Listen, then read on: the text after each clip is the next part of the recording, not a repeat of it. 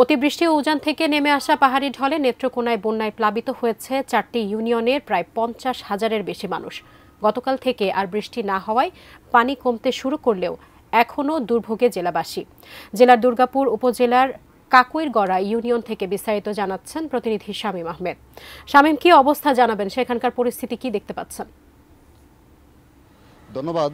আপনি যেমনটি বলছিলেন যে নেত্রকোনায় পাহাড়ি ঢল এবং অতিবৃষ্টির কারণে নেত্রকোনা দুর্গাপুর উপজেলায় যে কয়েকটি উপজেলা প্লাবিত হয়েছিল, কয়েকটি ইউনিয়ন প্লাবিত হয়েছিল, সেই প্লাবিত অঞ্চলগুলোতে আজ আমরা ঘুরে দেখেছি যে অনেক অংশেই পানি কিছুটা কমেছে। তবে এই পানি নেমে গিয়ে নেত্রকোনা সদর উপজেলার কালিয়ারা গাবরাগাতি ইউনিয়ন নতুন করে প্লাবিত হয়েছে। সেই ইউনিয়নের কয়েকটি গ্রাম নতুন করে প্লাবিত হয়েছে এবং আমি খবর নিয়েছি, জেলা প্রশাসন উপজেলা প্রশাসনের সাথে কথা বলেছি। তারা যেসব কবলিত অঞ্চলগুলো রয়েছে, পানিবন্দী মানুষ রয়েছে, তাদের খোঁজখবর নিচ্ছেন এবং সেখানে ত্রাণ তৎপরতা তারা অব্যাহত রেখেছেন এবং পরবর্তীতে আরও যদি পরিস্থিতি আরও খারাপ হয় বা বন্যার অবনতি ঘটে, সেই ক্ষেত্রে তারা প্রয়োজনীয় ব্যবস্থা গ্রহণ করে রেখেছেন।